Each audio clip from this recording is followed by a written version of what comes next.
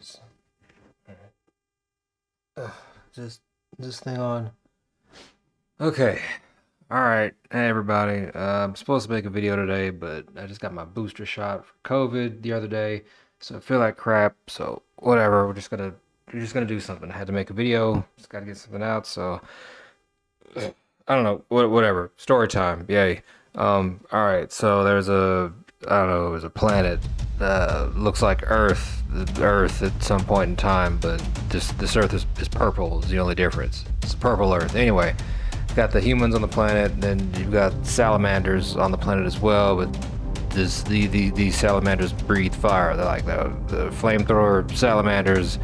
I don't know. They get to a war with the humans, and they overthrow the humans and take over the Earth, and the Earth's burned because they're flamethrower salamanders, and they're red. And they breathe fire, but through years of evolution and genetics and whatever, the humans being gone, the salamanders.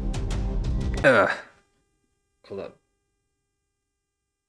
All right, so the salamanders they evolve over time, and they're big. They're like the size of dragons at this point because they've evolved in science. So salamanders breathe fire. They take over the Earth, which is it's still purple, by the way. And then I don't know. The Civil War breaks out because one of the salamander flamethrower beings is a scientist, and he's like, "Hey, I want to advance the salamander kind." We all got robot legs. Or we got robot legs on the salamanders that breathe fire, paving the way for the future. But you've got some salamanders. They're old school. They don't believe in the robot legs. They're like, nah, fam. We wanna just roam with our regular legs. So you've got two factions of the salamander people fighting each other with the non-robot legs versus the robot legs breathing fire. Water is still a commodity here on this planet. The salamanders they can drink it in small trace amounts. It's healthy, but too much is a weakness. It's like poison to them. Whatever, it'll short out the legs or something. Whatever. So then we've got like a whole Romeo and Juliet situation going on because of the two warring factions. You got a dude on the salamander flamethrower side and a chick on the robot leg side, falling in love, but their love can never be, and they end up dying. And then the warlord from the robot leg side is like, "Oh no, my daughter's dead. The shit's not tight." So he wants to reunite his salamander people, but they're so bent up on war and rage. So he decides he opens a taco shop.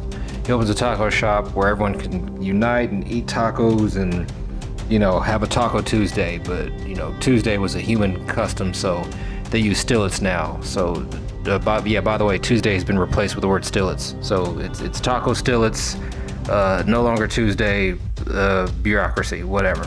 So they eat tacos in the end. I'm so not in the mood for this. Okay. How much time is it? What are we looking at here? Okay, it's about 3 minutes. It's not long enough for a video. All right.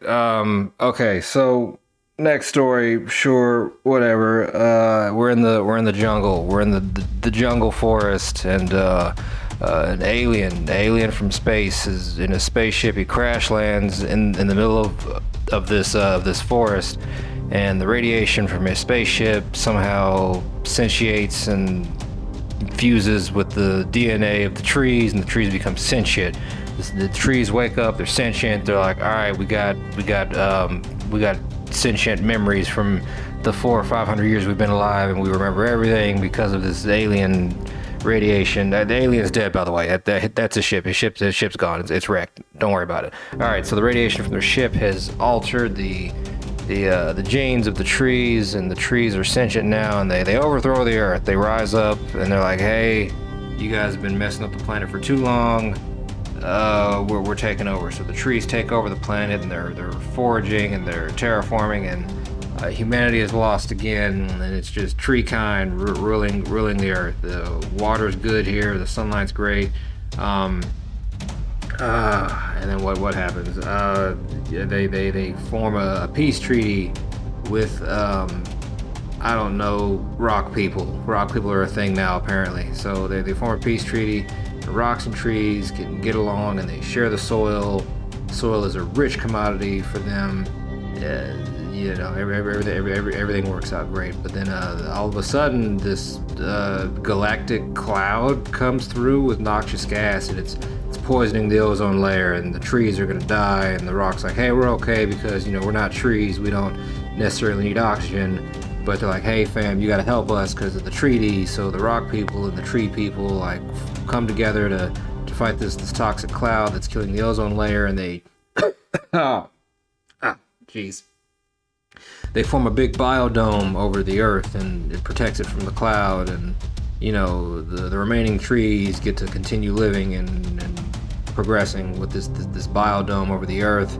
And then they open up a taco shop, and the rock people and the tree people eat tacos, and the end. Oh, I feel like crap. What are we at? 6 minutes? Oh god. Okay, one more. This one's in the space. There's a space and there's stars everywhere, and all of a sudden the pilot of a spaceship is flying through the space, and he's like, hey, there's a lot of stars and whatnot.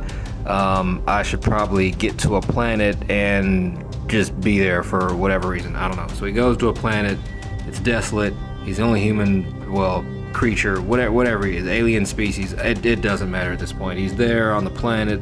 He's like, all right, I gotta build a civilization somehow. So he uses some contraption to extract his DNA and make clones of himself, but they're like not like regular clones of himself. Like some of them have been altered to be like women and kids and dogs, and he just creates a whole new species from his DNA, and they all cultivate the planet. It's a big family. They're all friends. Some infighting happens over, you know, who's a clone and who's like a real true whatever he was. But then they're like, hey, this is dumb, we shouldn't be fighting about this. So they decide to have a chess contest. They big chess contests, because they like chess for whatever reason. They play chess, and they decide, hey, winner of the chess game, you should lead the people, because the other guy who started this, he doesn't really care. He's living on a farm somewhere. Well, big deal. So then they have a big chess tournament. Some person wins, and it's like, hey, everybody, we live on this big rock planet, whatever. We're made from the clone of our great leader. They make a religion about him, build a statue of him. He doesn't really care too much because he's old. He's pretty much dead at this point. But like, hey, we're gonna do the religion, the teachings of this guy who brought us here. It's fine, whatever. And then a tomato falls from the sky, and they're like, hey, where'd this tomato come from? And he's like, I don't know, did somebody throw it? And they're like, no, I didn't throw it. Frank, did you throw it? No. Henry, did you throw it? No. Well, somebody must have threw it because the tomato fell from the sky. But anyway, they ignore the tomato. It melds into the ground, and it grows into like a big tree plant thing that produces tacos, and they all pick from the tree of taco, and they eat the end. Okay. Oh god, I'm hungry. Alright. Is that enough for a video? That's okay, that's close enough. That's okay. Alright. I'm done. I need some medicine. Barbacoa.